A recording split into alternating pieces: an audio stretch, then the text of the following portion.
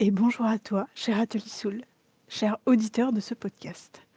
Je te souhaite la bienvenue pour cet épisode et je te rappelle de t'y abonner. Et que t'y abonner te permet de rester informé de la sortie de chaque épisode, évidemment. Et que chaque note, chaque commentaire, chaque partage est un soutien précieux pour cette émission. Tu sais que sur ce podcast, j'invite des personnes qui travaillent de près ou de loin avec la mort et ou le deuil.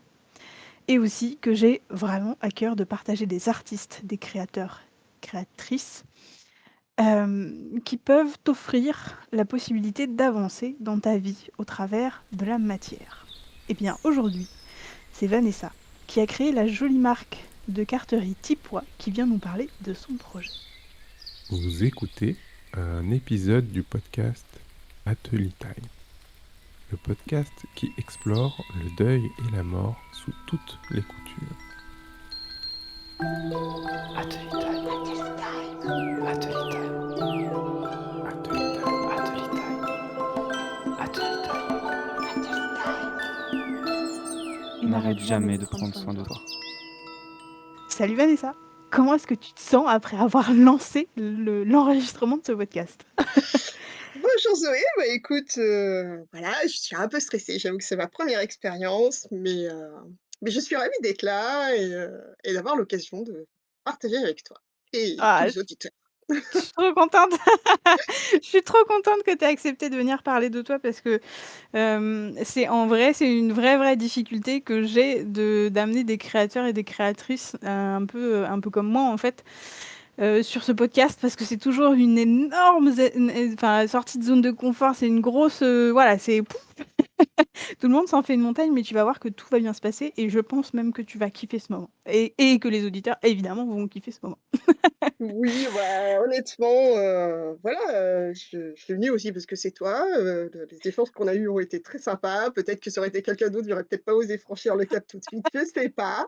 Non, non, franchement, je suis contente d'être là et voilà, je pense que c'est le début d'une nouvelle aventure, peu importe le chemin qu'elle prend, donc c'est cool. Carrément. Ouais, tu vas voir. Mais déjà on va commencer en fait, comme d'habitude sur l'émission.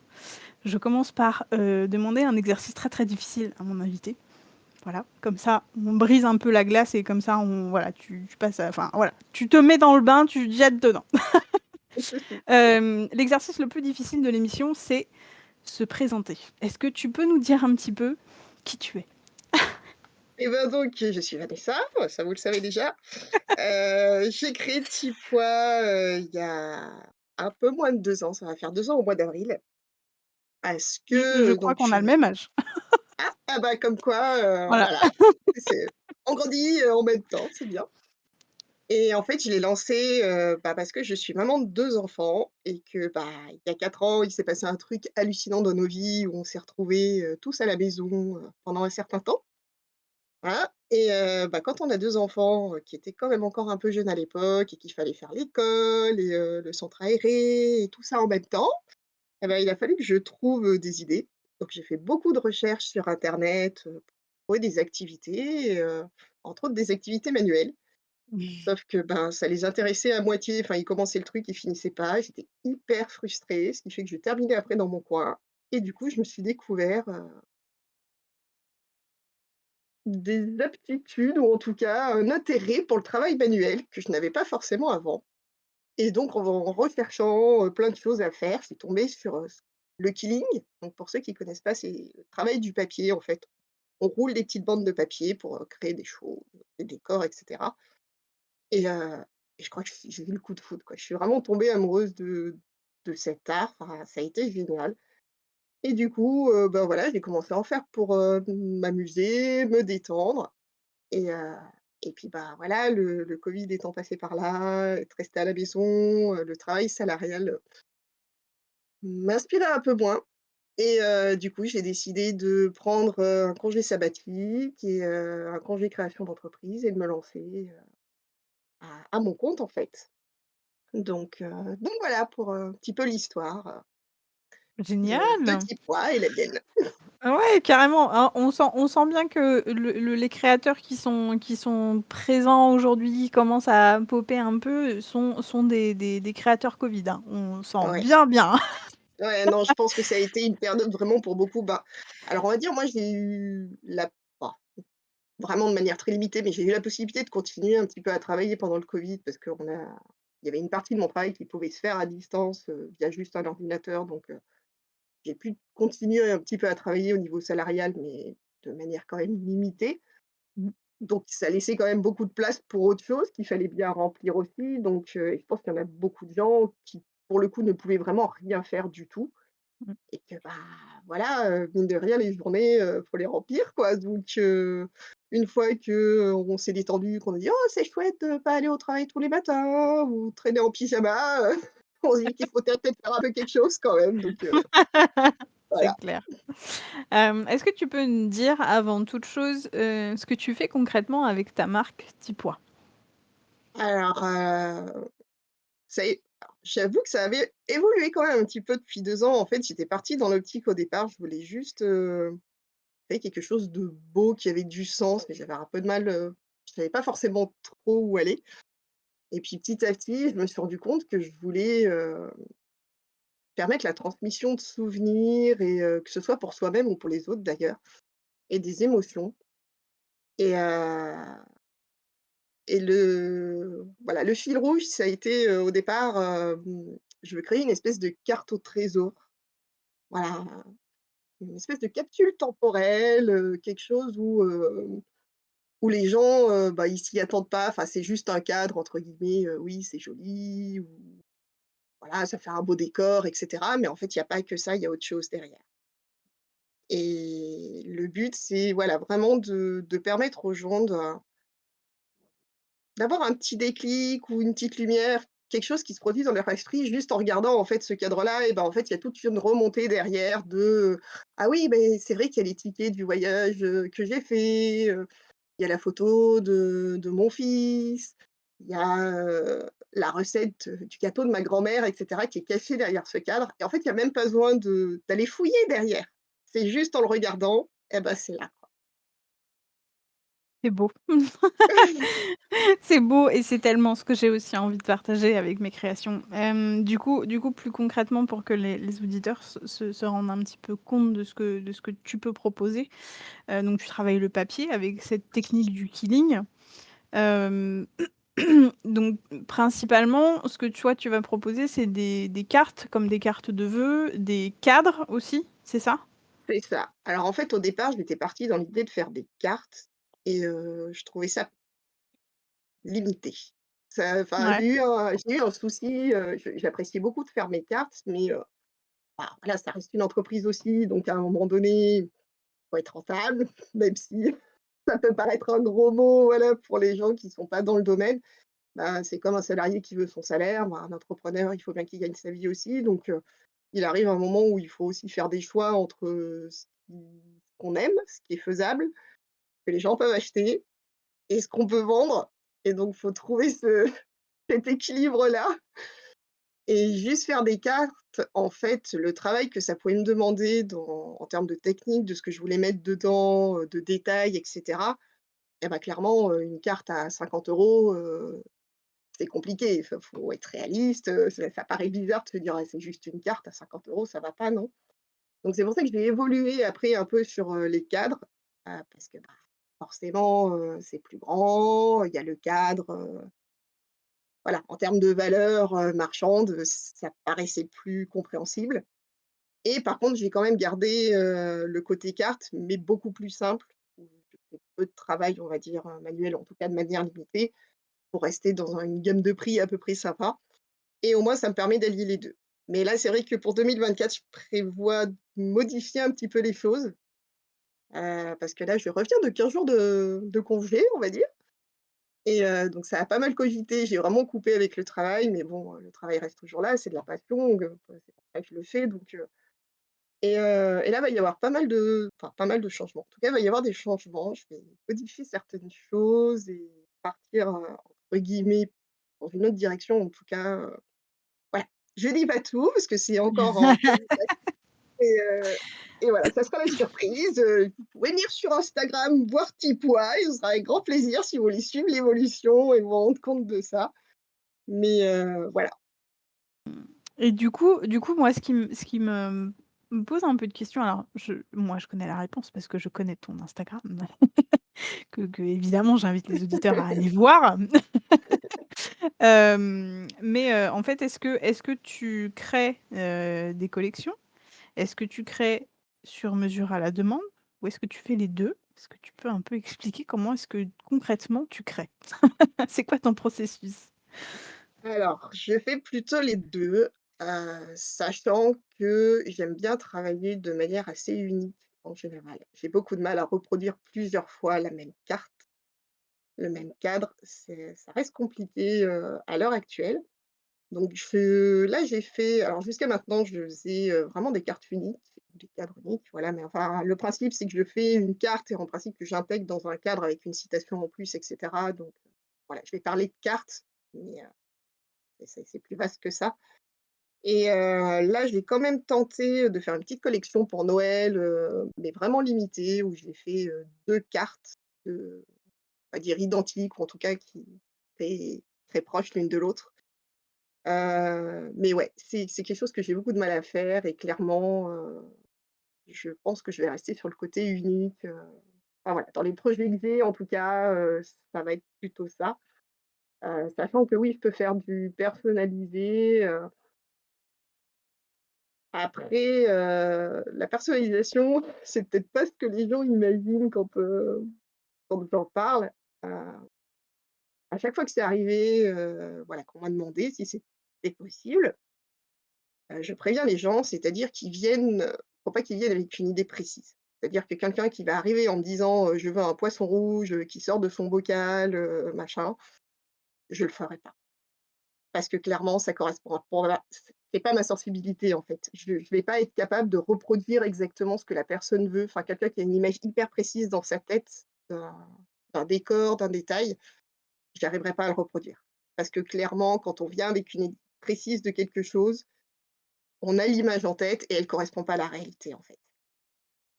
Donc Mmh. j'évite, je préfère dire aux gens, «Non, c'est pas possible». Par contre, si vous arrivez en disant: «Oui, j'aimerais quelque chose en rapport avec la mer parce que ça me rappelle des choses et cetera», bah, là, il y a pas de souci, on peut travailler ensemble. C'est important ce que tu dis et c'est important, que en fait, pour moi, hem, c'est une attente qu'ont, nos potentiels clients. C'est une attente que les gens ont, des artisans et des créateurs que nous, on peut être. C'est que ce soit toujours parfait, que ce soit toujours identique d'une, création à une autre, ou d'une collection à une autre. Sauf qu'on est des humains et j'ai l'impression que, bon alors évidemment là c'est le côté un peu, politique ou machin, ce que tu veux. On vit quand même dans une société consumériste où effectivement on est très, très habitué à l'industriel en fait. Que, tous nos couverts soient identiques, que toutes nos chaises et nos assiettes soient identiques, que voilà, il y a pas tellement de place à l'unique. Sauf que, nous, ce qu'on prône un peu avec nos créations, c'est ça, c'est de remettre un peu l'unique, le spécial et justement cette énergie du c'est que pour moi, c'est unique pour moi et ça a du sens pour moi et c'est ça qui est chouette et que j'entends dans ton discours. Que je Tout à voulais un fait, peu rebondir dessus parce que vraiment c'est quelque chose qu'on oublie trop. À mes yeux, c'est vraiment quelque chose qu'on oublie trop. Voilà. c'est ça. Non, je suis d'accord, c'est vrai que, bah, voilà, entre guillemets, quand, on aime bien un vêtement, une paire de chaussures, peu importe, on se dit: «Ah bah, je veux la retrouver exactement pareil parce que c'était trop bien, j'étais trop bien dedans», tout ça, donc Mmh. l'industrie, elle le permet. L'artisanal, c'est plus compliqué, alors après dans une certaine mesure parce que, Oui, mais en fait, c'est ça, en un fait, c'est ça, on peut vêtement, reproduire, voilà. c'est ça, on peut reproduire, mais ce sera pas exactement le même. Par exemple, tu disais un vêtement, ouais, carrément, je suis en couture pour ceux qui Oui, le c'est savent pour pas, ça ça. m'étonnerait que mes auditeurs le savent pas quand même, mais Mais c'est vrai qu'un vêtement que tu aimes et qui s'abîme, en fait, au fil du temps parce que tu le portes, parce que tu l'aimes, au bout d'un moment, il va avoir des trous, il va se déchirer, il va se tacher et cetera et cetera. Tu peux, le découdre, en faire un patron et essayer de trouver, le tissu qui lui ressemble le plus et essayer de le reproduire, mais ce sera jamais complètement le même. C'est Ce sera ça. sa continuité, mais c'est des créations qui vivent dans le temps et c'est tout l'intérêt de ça, c'est que c'est des enfin, ouais, tous les objets évoluent et s'imprègnent de nos énergies, des événements et cetera, donc ça, c'est chouette. Tout à fait. Bah oui, même un vêtement, voilà, aussi bien ça fait plusieurs années qu'on le porte, donc à un moment donné, la sensation qu'on a avec à l'instant T est pas la même qu'on avait au moment où on Mmh. l'a acheté et cetera. Donc même en le rachetant ou en le reproduisant, si on fait faire par, une couturière et cetera, il va manquer cette âme qu'on lui a amenée tout le long et quand on va le remettre, on va dire: «Mais c'est plus pareil» et c'est normal parce qu'il faut lui refaire, un peu sa vie, se reconnecter à lui et cetera et du coup, c'est pour ça que, voilà, je suis pas moi dans l'optique enfin, clairement, quelqu'un qui va venir en me disant: «Je veux ça» et il me le faut en 10 exemplaires, c'est pas possible. Ça sert à enfin, Exactement. voilà, ça sert à rien de venir me voir pour ça parce que clairement je ne le ferai pas. Ouais, carrément et du coup, est-ce que tu utilises, uniquement cet outil du killing, enfin cet outil, cette technique plus du killing dans tes créations? Ou est-ce qu'il t'arrive de travailler sur d'autres, avec d'autres techniques, avec, pas seulement du papier? Parce que finalement tu pourrais faire des cartes avec des petits morceaux de tissu, avec, je sais pas quoi, enfin je voilà, raconte-nous un petit peu. Alors non, c'est vrai que j'utilise vraiment que le papier. Je pense que j'ai un comment dire? Un gros kiff sur le papier. Ouais, enfin, voilà, c'est un truc depuis que je suis petite, j'adore lire mais la lecture, papier, enfin, moi, clairement, on me file une tablette et on me dit: «Ah, la Kindle, c'est génial, tu emportes 10 000 bouquins avec toi» et non, je peux pas. J'ai essayé, hein, mais j'y arrive pas. Moi, il me faut un objet dans les mains, il me faut l'odeur des pages, il me faut la texture du papier, c'est hyper important et du coup, voilà, j'adore ça, j'adore le travailler, j'adore le sentir sous mes doigts, le grain, enfin pour ceux qui ont l'habitude ou même ceux qui ont jamais fait attention, prenez un papier, différents papiers dans vos mains et vous sentez en fait à la texture, c'est pas la même chose, c'est plus épais, il peut y avoir du relief ou pas du tout et cetera, enfin et du coup, rien que ça, je trouve que, ça change tout. Même les couleurs, selon les couleurs que j'utilise, quand je les prends dans ma main, l'épaisseur, c'est pas pareil. Mine de rien, il y a quelque chose qui se joue. Et alors j'utilise un peu des tampons pour décorer mes cadres et cetera, donc c'est vrai que j'utilise, on va dire autre chose, mais de manière assez limitée. J'aimerais bien me former de manière importante à la calligraphie, parce que ça voilà, c'est un domaine qui m'intéresse beaucoup et vu que je travaille aussi par rapport à des citations sur mes cadres, j'aimerais travailler ce domaine-là pour avoir une écriture encore plus, voilà, un peu différente, enfin quelque chose qui sort de l'ordinaire. Et là, pour les projets, que j'ai, on va dire pour la suite, je vais travailler un petit peu sur le dessin, mais vraiment de manière très limitée parce que mon but, c'est pas de devenir aquarelliste ou, de faire de la peinture ou vraiment du dessin, très détaillé et cetera. Mais, voilà, j'ai des projets qui font que je vais peut-être utiliser un peu la technique du dessin, pour la suite. Trop bien, mais c'est super chouette ça de pouvoir, combiner plusieurs techniques et de un peu essayer plein de choses. Comment est-ce que tu choisis les thèmes ou les designs de tes cartes et de tes cadres? Est-ce que tu dessines en fait du coup, les motifs au préalable? Parce que tu parlais de dessin là à l'instant. Ou est-ce que tu te lances comme ça avec la page blanche et tu crées en fonction de des formes que tu arrives à créer au fur et à mesure et cetera, vraiment en mode intuitif? Ou est-ce que encore une fois tu fais un peu les 2? C'est possible aussi? Alors, je fais un Vas-y, peu les raconte-nous. 2 effectivement et ça dépend, des fois, je vais pouvoir partir, je pense un peu comme beaucoup d'artistes ou créateurs, je vais faire peut-être des recherches sur internet, Pinterest,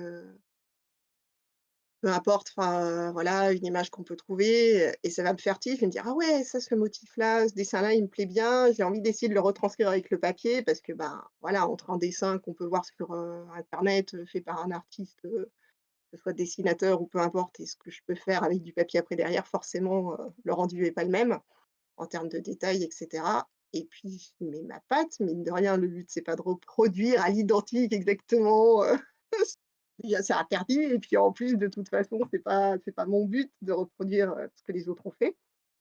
Donc voilà, ça m'arrive de me lancer comme ça, juste avec un dessin qui me plaît.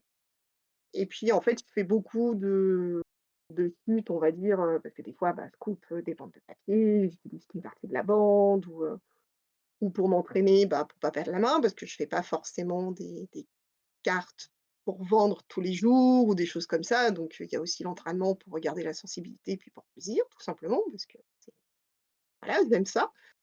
Ce qui fait que du coup, je me retrouve avec des formes que j'ai fait, qui traînent, on va dire, que je ne jette pas. Je les garde, dans une boîte, et de temps en temps, je sors la boîte et puis, je récupère mes petites chutes, mes petits motifs, et puis, je les lance sur le papier et je vois ce que ça donne, en fait. Et puis voilà, bah, je les bouge et je fais: «Ah, c'est joli, j'aime bien ces couleurs. Ah, ce motif-là, c'est sympa», et là, c'est des trucs totalement sortis. Forcément, il y a une inspiration de la nature, de ce que j'ai pu voir, lire, et cetera, mais là, c'est à l'instinct, quoi. Ouais, je trouve ça hyper drôle. Vraiment, je trouve ça hyper drôle parce que, on se doute pas trop, hein, de ça. Ça, c'est pareil, une réalité aussi que, on partage de plus en plus sur les réseaux sociaux, nous les créateurs et les entrepreneurs. Mais tu disais, je fais des chutes de papier, de bandes et cetera, et que je les mets dans une petite boîte, et puis des fois, je les ressors pour faire, un truc, créatif, pour me faire kiffer. Sachez que tous les créateurs font ça, qu'ils travaillent sur du papier, du tissu, de la vaisselle. Sachez bien que même la vaisselle des créateurs qui font des bijoux, par exemple, en vaisselle, gardent les tessons de vaisselle chez eux au cas où.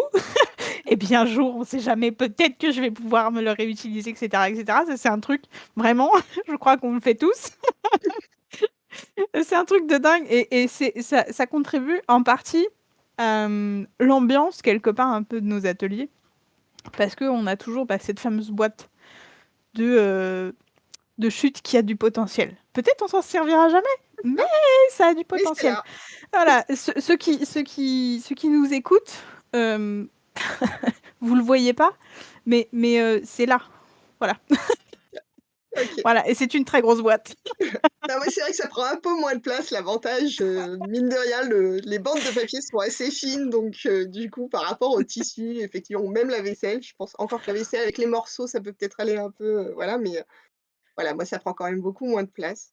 Mais bon, je pense que Carrément. oui, ça fait partie de toute façon du quotidien. Enfin, quand on se lance en tant qu'artisan, que créateur, créatrice, il y a ce côté-là de la matière qui est importante, en fait. Donc Ouais. même une chute de cuir, de métal, et cetera, Mmh mh. on a du mal à s'en débarrasser parce qu'on sait que ça peut servir derrière pour un petit truc, arranger un petit machin, ou juste pour s'amuser, le plaisir de créer quelque chose qui va voilà, Mmh. parce que c'est une Exactement. chute et que c'est dommage de la jeter, parce que c'est de la qualité. Enfin, en tout cas pour la plupart, Oui, heureusement, on fait attention aux matières qu'on utilise. Donc ouais, même jeter un bout exactement. de papier, c'est C'est des fois, voilà, c'est moi je dur, sais, hein? ça m'arrive, je vais pas mentir, hein, je vais pas dire que je garde absolument tout parce Oui, que oui. alors c'est marrant, en plus, autant dans mon travail, je peux le faire, autant chez moi, j'aime pas forcément qu'il y ait trop de, entre guillemets, «cochonneries» qui traînent.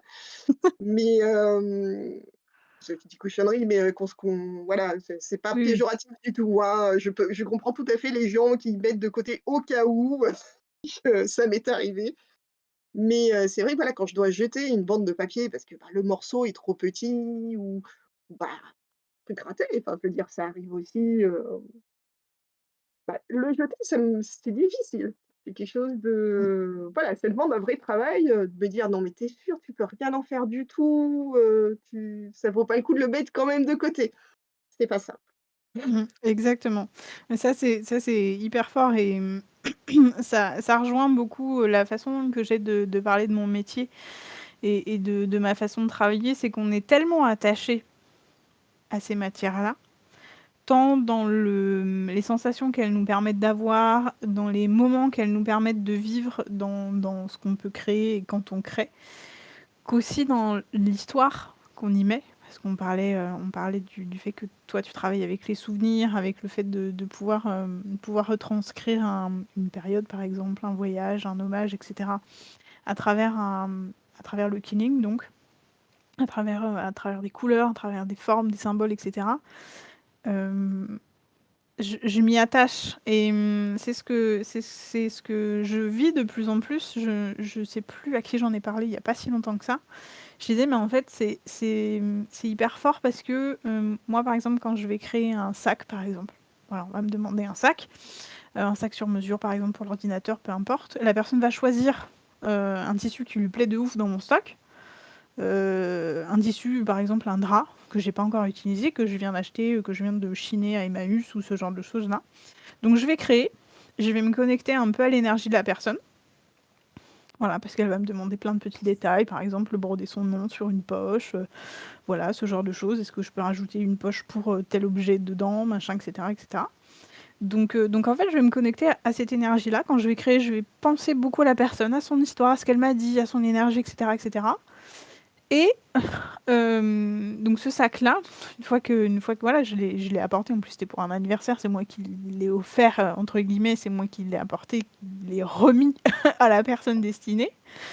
Donc j'ai vécu le truc en fait, j'ai vécu le cadeau, j'ai vécu l'anniversaire, j'ai vécu tout ça. Et il me reste évidemment plein de chutes de ce tissu-là et même des grands morceaux encore je pourrais faire peut-être 4 ou 5 sacs dedans. Et en fait, j'ai trouvé une chute dans ma fameuse boîte à chute, la dernière fois. Très beau. Et, et en fait, j'ai tout de suite retrouvé cette énergie-là, immédiatement. De dire, ah, mais c'est curieux, en fait, je me suis remise automatiquement, instinctivement, dans le même état d'esprit que quand j'ai créé ce sac, en transformant la chute en chouchou, qui a absolument rien à voir, du coup, pour ma création, pour ma boutique en fait. Donc c'est hyper fort en fait de parler de ça et de montrer que nous en tant que créateurs, on fait du sur-mesure. Oui, on travaille avec vos souvenirs, oui, mais on est hyper impacté, hyper connecté à tout ça aussi, intimement. Tout à fait. Après, je connais un certain nombre de créateurs, créatrices justement qui ont du mal à lâcher leur création, parce que, voilà, elles y ont travaillé dessus, elles y ont mis de l'énergie, elles y ont je dis «elles» parce qu'il y a beaucoup de créatrices, je suis désolée pour les hommes, Oui. de manière générale, voilà, je connais plus de créatrices que de créateurs, qui ont mis beaucoup d'énergie dedans, enfin voilà et que quand elles doivent, vendre, envoyer la création, enfin voilà, c'est très difficile. C'est pas mon cas. Honnêtement, c'est un truc, que je ne vis pas quand les autres en parlent, je fais: «Bah, non, moi j'ai pas de souci à ce niveau-là, parce que je ne crée pas pour moi». Enfin, il y a des moments où je crée pour moi, mais quand je crée pour quelqu'un d'autre, pour, ma boutique ou ce genre de choses, je sais que de toute façon ça m'est pas destiné. Donc à partir de là, j'ai pas de souci à «lâcher mon bébé» entre guillemets, c'est vraiment, voilà, je l'ai fait pour les autres, ça veut pas dire que ça me plaît pas, ça veut pas dire que je suis pas contente de mon travail, mais c'est juste qu'il est pas pour moi. Donc j'ai vraiment pas de souci, Mm.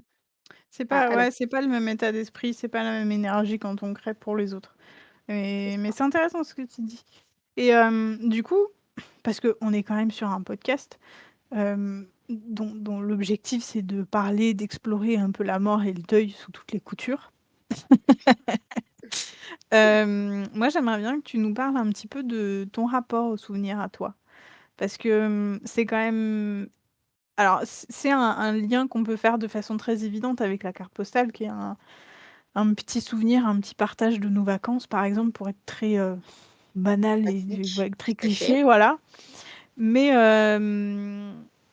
c'est quand même ce que tu as choisi comme ligne édito, j'ai envie de dire, mais ça c'est le terme technique, comme ligne directrice en fait pour ton travail. Mmh, Donc c'est pas anodin. tout Et à fait. est-ce que tu peux nous raconter un peu peut-être pourquoi? Qu'est-ce qui t'est arrivé dans ta vie pour que tu en arrives à mettre ça au cœur de ton entreprise, au cœur de ton quotidien?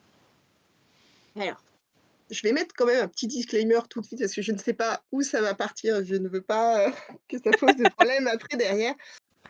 Pour les gens qui sont très sensibles ou, voilà, qui ont peut-être vécu un deuil très récemment et cetera, voilà, ce que je vais dire, c'est purement personnel, ça remet pas en cause les croyances de personne, ni quoi que ce soit. Donc si vous êtes pas forcément à l'aise, à écouter ça tout de suite, je préfère vous dire, peut-être d'aller un petit peu plus loin ou d'écouter ça plus tard parce que voilà, je ne sais pas jusqu'où ça va aller, donc je veux pas voilà, je veux pas que les gens se sentent mal à l'aise ou quoi que ce soit. Voilà, ça posé, je suis partie sur les souvenirs, d'une part parce que, heu, au niveau de ma famille, voilà, c'est pas toujours très simple. Du côté paternel, je n'ai plus aucun contact avec ma famille et j'ai perdu mes grands-parents maternels, il y a plusieurs années et en fait, je me suis rendu compte que j'avais très peu de souvenirs, mais dans le sens, personnel. Je connais pas leur couleur préférée.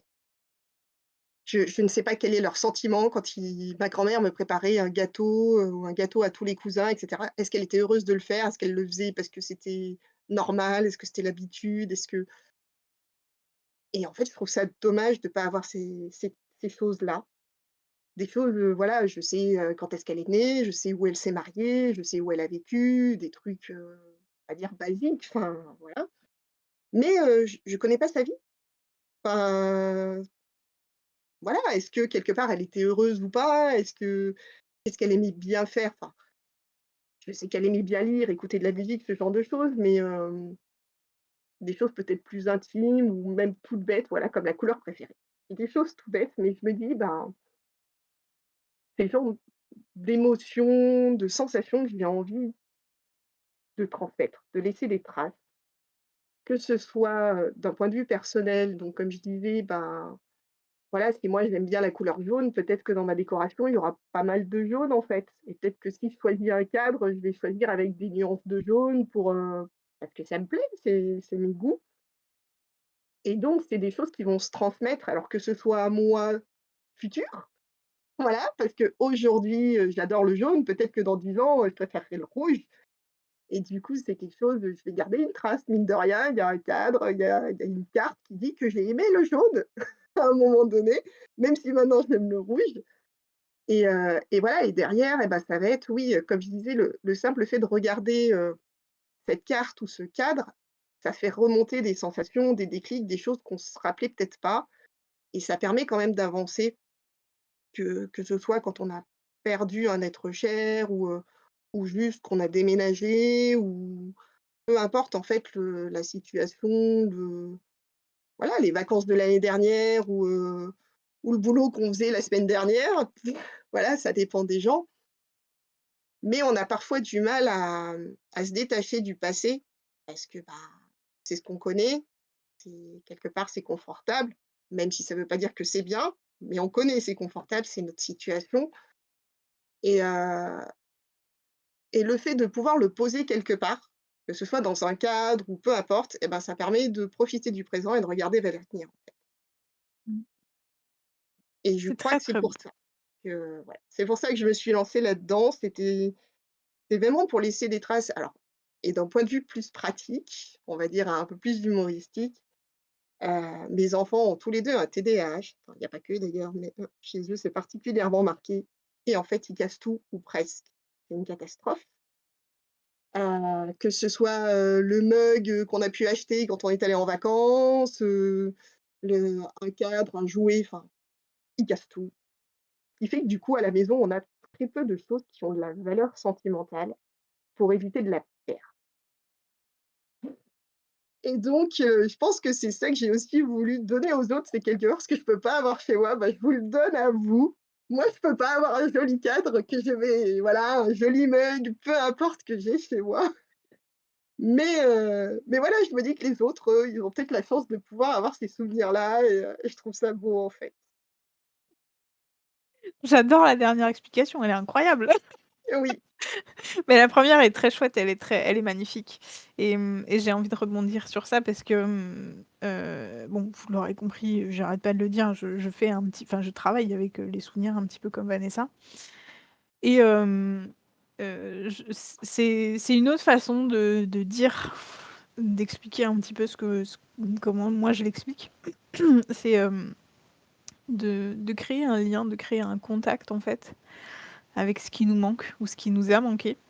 Pour, en fait, finalement, c'est une façon de guérir par et dans la matière, pour justement, pouvoir aller de l'avant et tu le dis très bien quand tu dis, en fait, c'est une façon de déposer.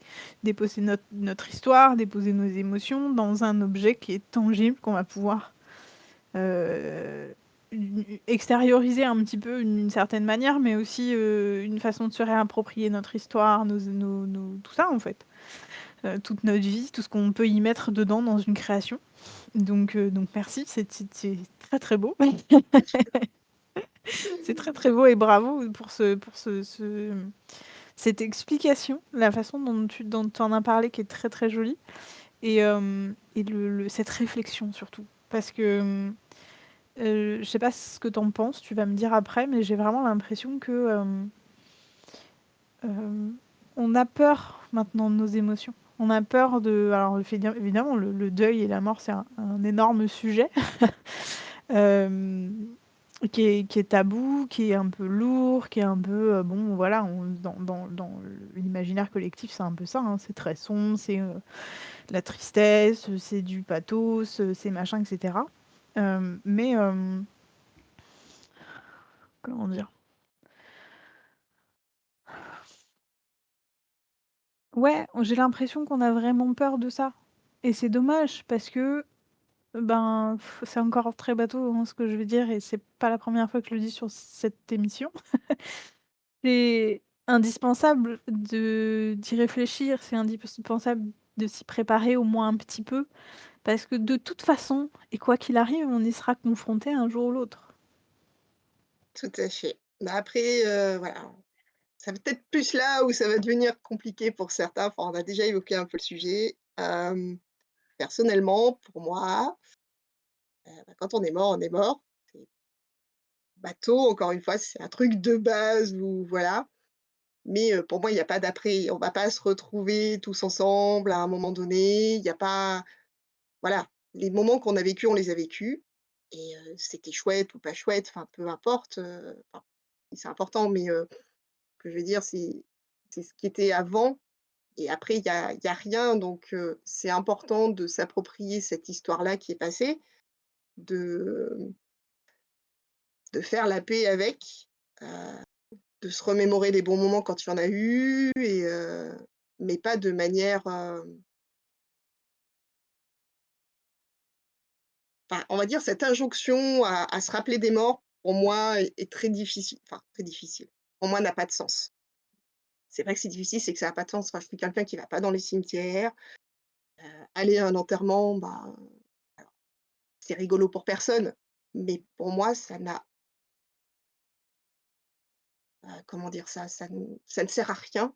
Enfin, la personne, elle est plus là, c'est tout. Enfin, notre vie à nous, elle continue et ce qui est important, c'est de continuer notre vie. Ça veut pas dire oublier ceux qui sont plus là, mais ça veut juste dire que, il y a des moments où on va s'en rappeler et je trouve ça plus important de s'en rappeler quand on va à la mer et qu'on a vécu un voyage à la mer avec la personne qui était là, que d'aller dans un cimetière pour déposer des fleurs parce qu'elle est plus là. Enfin ça c pour moi, voilà, cette injonction à «honorer les morts» entre guillemets me gêne dans le sens qu'on a une vie et qu'elle est plus importante que la mort, en fait. C'est pas dans le sens qu'il faut qu'on les oublie, que voilà, vu qu'ils sont plus là, on s'en fiche, pas du tout. C'est que vraiment, on n'a qu'une vie, il faut la vivre à fond, en fait et être tourné vers la mort des autres ou la sienne, ça apporte rien au bout du compte. Enfin, Je comprends cette peur, hein, je pense qu'on l'a tous plus ou moins, la peur de mourir, c'est quelque chose d'universel, même si certains vivent mieux avec que d'autres. Mais je pense que ça peut pas diriger notre vie et quand on a perdu quelqu'un, bien sûr qu'on est triste et bien sûr qu'il y a des voilà, moi quand le dernier deuil que j'ai vécu, c'est l'arrière-grand-père de mon mari, c'était quelqu'un que j'appréciais beaucoup. C'était il y a 4 ans, quand je repense à lui, il y a toujours une montée d'émotions et c'est toujours un moment pas très agréable et voilà et je regrette qu'il soit plus là. Mais tout de suite derrière, bah, je vais me rappeler son sourire ou des moments joyeux qu'on a vécus ensemble et pour moi, c'est ça le plus important, en fait.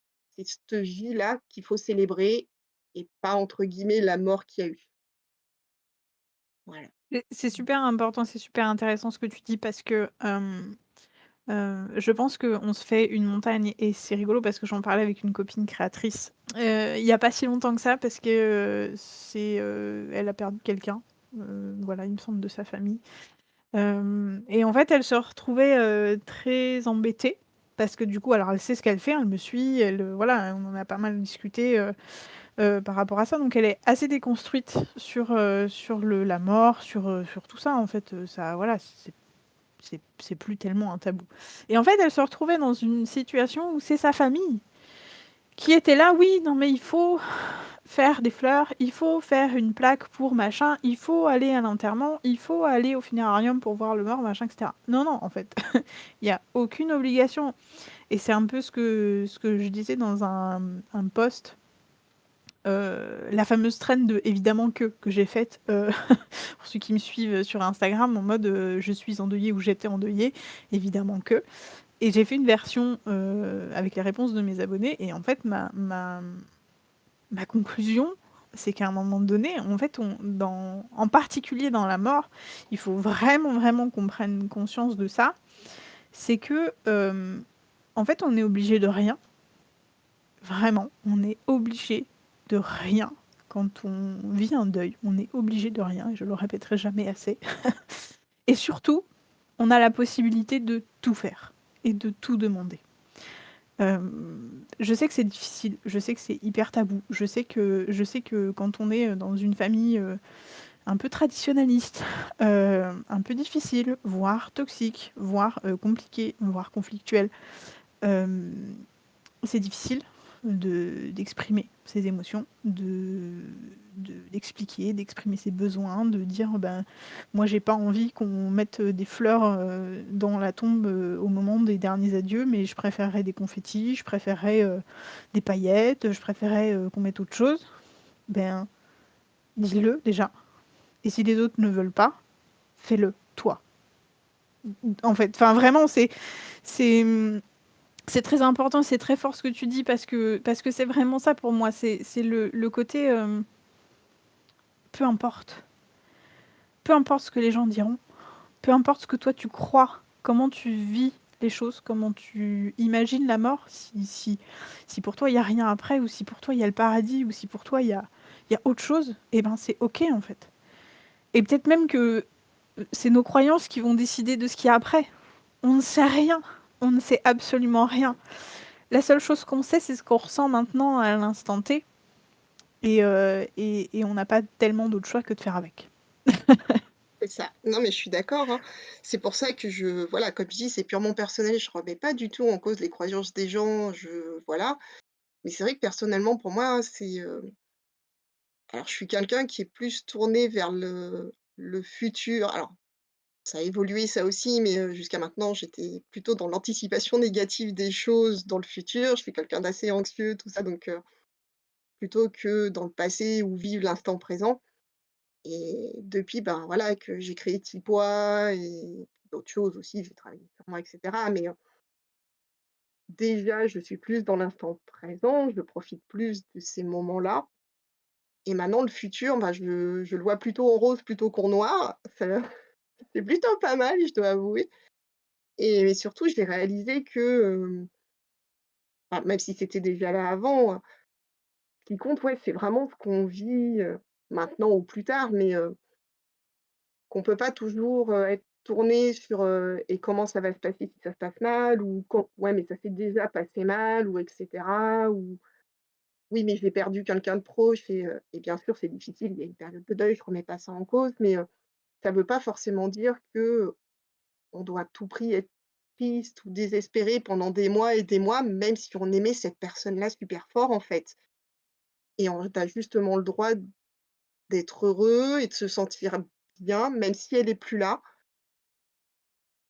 parce que c'est la vie, enfin, il faut qu'on puisse en profiter nous aussi, alors que ce soit par rapport à la mort du proche, quelque part en lui rendant hommage, enfin, après c'est les gens qui y mettent ce qu'ils ont envie d'y mettre aussi derrière, hein, mais même vis-à-vis de soi, parce qu'à un moment donné, on sera plus là non plus et et je pense que ce qui peut être le plus embêtant ou qui peut poser le plus de problèmes, c'est de se dire: «Ah bah oui, mais en fait, je vais louper toute cette partie-là parce que je pensais que je devais être triste ou que je n'avais pas le droit de faire ma vie ou d'être bien parce que j'ai perdu quelqu'un» ou voilà quoi.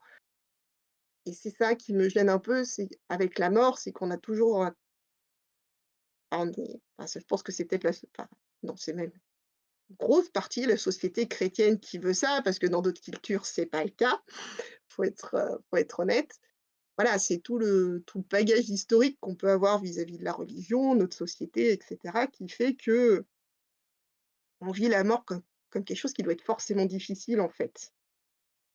Et et voilà, c'est pas comme ça que je le vis. Encore une fois, pour moi, bah, oui, quand on est mort, c'est triste, mais bah, on n'est plus là et entre guillemets, on n'a pas à aller embêter, la vie des vivants, quoi. C'est voilà, c'est un peu exagéré, mais en gros, c'est cette idée-là de, bah, la personne, elle est plus là, il faut qu'on fasse notre vie sans. C'est pas toujours facile, mais c'est largement possible et on a largement le droit, en fait. On a le droit de pas s'en souvenir tous les jours, on a le droit de pas aller mettre des fleurs sur la tombe, on a le droit de rigoler, de refaire sa vie, peu importe. On a même le droit de dire du mal d'elle, enfin, j'ai envie de dire, à un moment donné, si on était en colère, si on était en conflit avec les gens, c'est pas parce qu'ils sont morts que tout d'un coup ils deviennent des anges ou des personnes qu'il faut célébrer. On a le droit de dire: «Bah non, lui il était chiant, lui il m'a fait des crasses, elle, elle était pas sympa, elle je l'aimais pas». C'est pas parce que les gens sont morts que ce qu'on a vécu, ça n'existe plus, en fait. Mmh, Et on a le droit d'être dans l'instant présent pour ça. mmh. Ça fait partie des gros défis, je pense, du deuil. C'est d'arriver à rester soi-même et d'accepter de vivre les émotions qu'on ressent, tout simplement et C'est qu'on a ça, à vivre aussi une part parce que, hem, c'est très, très difficile à entendre ce que tu as dit, je sais. pour plein de gens. C'est pour ça que j'ai préféré Heu, prévenir avant, hein. Tout à fait, non mais tu as eu raison, mais et c'est quelque chose dont ça fait longtemps que je veux en parler parce que moi, c'est ce que j'ai vécu. C'est des deuils compliqués, de personnes qui m'ont fait beaucoup de mal, et où il y a eu ces obligations parce que j'étais gamine donc voilà, il y a eu toutes ces j'ai été entraînée par la famille quoi, hein, c'est voilà, Tout à c'est pas moi fait. qui ai décidé, qu'est-ce qu'on allait dire, qu'est-ce qu'on allait, passer comme musique, le cercueil, machin et cetera, c'est pas moi qui ai géré tout ça. Mais c'est vrai que c'est une réalité et c'est une réalité, qu'il faut aussi déconstruire de la même façon que, en fait, c'est OK de un deuil qui dure 5 ans, 10 ans, 30 ans, c'est OK.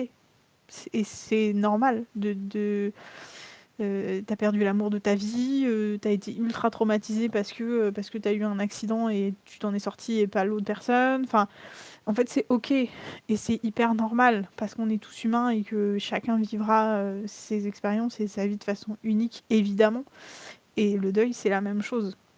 Donc c'est hyper important et c'est hyper intéressant et c'est dur à entendre, mais c'est vrai. On a le droit, on a le droit de continuer à vivre, en fait, juste. On a le droit de continuer à vivre, on a le droit de continuer à être qui on est, même s'il y a une partie de nous qui est partie avec la personne, même si on est traumatisé, même si on est triste, même si on vit tout ça, on a le droit de continuer à vivre. Voilà. C'est ça. Non, mais tout à fait, hein, je peux encore une fois, je comprends que tout le monde ne le vive pas de la même manière et surtout selon les circonstances. C'est sûr qu'une maman qui perd, son enfant, enfin, pour moi, en fait, ce qui est difficile, c'est pas forcément la mort en elle-même. j'ai expliqué, hein, mais ce qui est difficile, c'est pas forcément la mort en elle-même, le fait que la personne ne soit plus là, même si c'est compliqué, c'est les circonstances, en fait, qui vont entourer cette mort. Parce qu'un enfant qui part avant un parent, c'est pas naturel. Non. Donc ça fait plus de mal. Mmh. Une personne qui part à 40 ans, d'un accident, de voiture, enfin, peu importe, c'est pas naturel. Donc c'est plus difficile, en fait. Et le fait d'être le survivant, bah, oui, d'un accident, voilà, on était tous les 4 dans une voiture et bah, il y a plus que moi qui reste, pourquoi moi?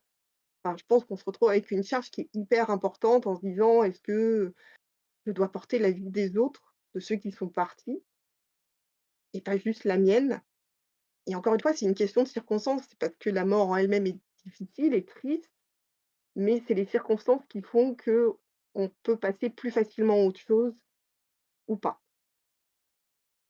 Il y a une partie de circonstance et en même temps, il y a beaucoup il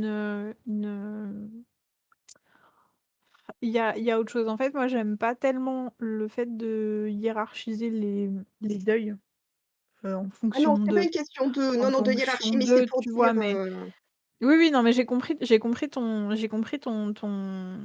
idée et ton la façon dont tu l'as expliqué, elle est très juste. Mais pour autant, on a le droit aussi d'être encore plus triste et encore plus, en peine et en douleur parce qu'on a perdu son chien et pas être si affecté que ça par la mort de sa grand-mère, en ah fait. oui, Tu ça vois? C'est un clairement. truc Oui, voilà, oui, tout à c'est fait. c'est Non, mais quand je parle de circonstances, alors je vais être plus précise parce que oui, je suis tout à fait d'accord avec ça. Clairement, j'ai eu plus de peine quand mon chat est décédé que ma grand-mère paternelle, qu'on soit bien clair. Heu, Parce que, les rapports que je pouvais avoir, avec ma grand-mère paternelle, enfin d'ailleurs à l'époque quand elle est décédée étaient nuls puisque je n'avais pas de nouvelles, voilà, comme je disais, c'est une famille compliquée. Alors que mon chat m'a accompagnée pendant 15 ans et il connaît mes émotions, il connaît ma vie, il a vu grandir mes enfants, il a vu mon mariage et cetera. Enfin, à un moment donné, il y avait plus de rapports entre nous qu'il pouvait y en avoir, voilà. Quand je parle de circonstances, c'est valable aussi bien pour les humains que pour un travail, que pour une maison, que pour un animal. Dans le sens que, un chien qui part, alors qu'il a 3 ans à cause d'une maladie, cardiaque, peu importe, alors qu'il nous aura accompagnés pendant 20 ans et qu'il bah, voilà, quelque part, il part de sa belle mort et on s'y attendait plus ou moins parce qu'il arrivait à un âge où, et ben, c'est plus difficile aussi. mmh, Parce qu'il était plus jeune, parce qu'on est de l'avoir, parce qu'on construisait des souvenirs avec lui et cetera et ça fait, oui, autant, voire plus de peine que peut-être l'arrière-grand-oncle qu'on a vu une fois quand on avait 5 ans et pour lequel, oui, bah, OK, il est plus là et alors? Ça change c'est rien ça, quelque part à ma vie, en fait. tout à fait. Oui, puis en plus, en fait, ça dépend de tellement de choses. On peut pas, Ah, c'est impossible de dire, c'est plus ou moins difficile, ça va être plus ou moins long. C'est impossible parce que ça dépend de qui tu es au moment où ça tout arrive, à fait. des circonstances, ça dépend de ta personnalité, ça peut dépendre aussi de ta spiritualité. En fait, effectivement, toi, si tu C'est es, ça. plutôt en cartésienne entre grosses guillemets parce que je crois pas qu'on puisse être, cartésien, mais ça, c'est ma spiritualité propre. Hem, ou que tu crois à la réincarnation ou que tu vas pas vivre les mêmes choses. C'est C'est ça. évident, c'est certain. Évidemment que si tu crois en la réincarnation, par exemple, c'est vraiment un exemple, qui me vient, comme ça, Mmh. hein. Tu vas pas vivre les mêmes émotions et tu vas pas y penser de la même manière. Tu vas Tout pas à fait. l'imaginer dans l'au-delà de la même façon. Dans le même temps que, si tu as déjà, vécu une expérience avec un médium, par exemple, qui fait des contacts défunts, tu auras pas la même vision de ton mort au fil du temps. Et Tout ça, à fait. c'est un truc, c'est très personnel et ça dépend vraiment du chemin de chacun. Moi, j'ai Exactement. 2 dernières questions à te Mmh. poser. J'aimerais bien que tu nous parles, d'un projet que tu as réalisé, une création qui t'a particulièrement touché. Alors ça peut être quelqu'un qui t'a demandé quelque chose de particulier pour une Mmh. occasion particulière ou toi, voilà, un truc que tu as réussi à créer dans un moment particulier qui a aussi une histoire particulière que tu voudrais. partager avec nous? Alors, je dirais que c'est le cadre, que j'ai fait pour un anniversaire. Alors c'est ma maman qui me l'a demandé, c'est ma maman et ma première cliente. J'ai une très grande fan avec ma maman, j'ai beaucoup de chance. Donc c'est elle qui me l'a demandé parce que, bah, voilà, elle aime beaucoup ce que je fais et elle le diffuse à plein de gens.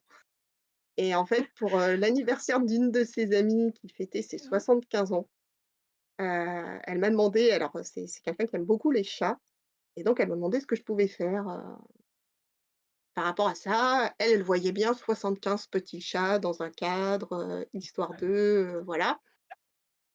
Et je lui fais: «Bah, OK, pourquoi pas», et donc j'ai commencé à faire le cadre, j'ai fait les 75 petits chats en question et à la fin, bah, voilà, je les ai installés en ligne, tout ça, tout bien aligné, on va dire. Mais j'étais pas hyper satisfaite, enfin, j'étais très contente de mes petits chats, mais j'étais pas hyper satisfaite du résultat final et du coup, en parlant avec elle, elle me dit: «Oh oui, c'est sympa tout ça». Je lui fais: «Mais tu veux pas que je fasse autre chose, enfin, je sais pas, tu veux pas que j'essaye de faire un grand chat avec tous les petits chats?» Elle me fait: «Oh je sais pas, tu crois?» Je fais: «Écoute, je sais pas, je le sens bien» et du coup, j'ai fait ce gros chat avec mes 75 petits chats. Heu, je crois que j'ai mis la photo d'ailleurs sur mon compte, je crois qu'elle y est sur Instagram de ce cadre et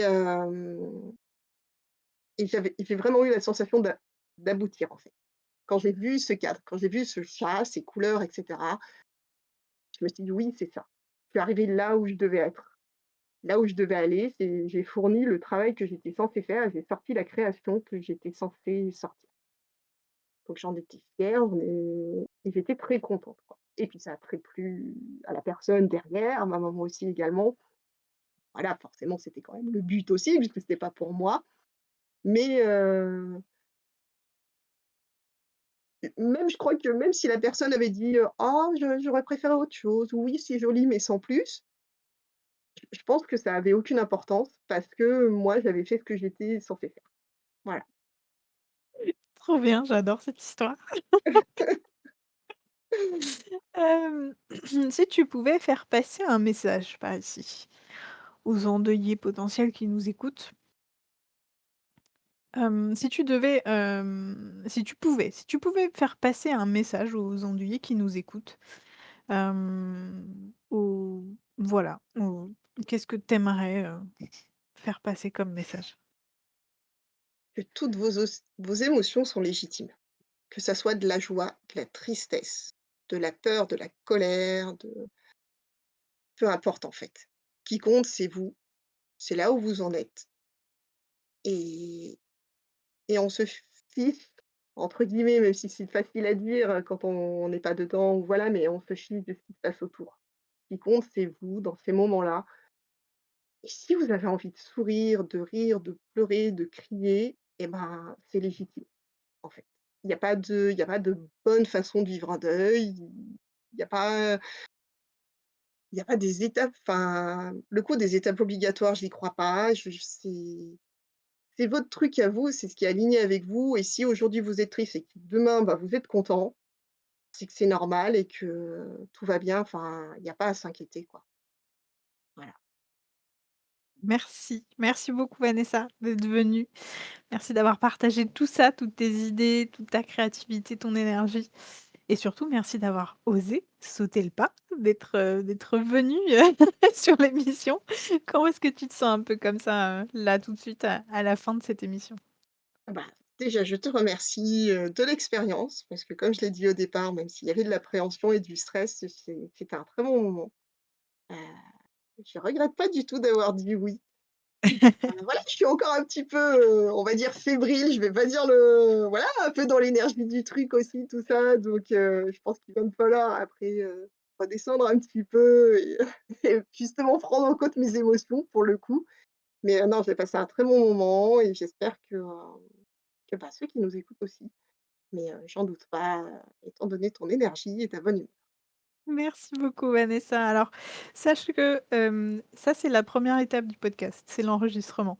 En général, OK. c'est un peu celle qui fait flipper et puis après il y a la diffusion du podcast. Et ça aussi, des fois, je sais que je reçois quelques messages quand je dis: «Hey, tu te souviens, la semaine prochaine, il y a ton podcast qui sort?» Je remets un peu un coup de stress en Non. général. Après, Donc je vais être honnête, je suis pas sûre que je l'écouterai forcément tout de suite ou voilà, j'en parlerai parce que je serais ravie de diffuser, ton travail, il y a pas de problème. Après, il est possible que d'un point de vue plus personnel, j'attende quelque temps pour, retomber un peu avant de réécouter, voilà. c'est Je normal. en fait que pour beaucoup de alors déjà rien qu'entendre sa voix, c'est toujours difficile, mais oui, je peux comprendre le sentiment de: «Ouh là, mais ça c'était fini, je l'avais fait, pourquoi tout d'un coup, ça revient?» Carrément, carrément, carrément. Pour faire l'expérience de me réécouter en podcast, généralement tout de suite après, on reste dans la même énergie, c'est pas la même chose et il m'est arrivé plusieurs fois de réécouter, mes épisodes ou même juste des extraits et puis de dire: «Ah mais c'est pas si idiot que ça ce que je raconte, c'est pas mal en fait!»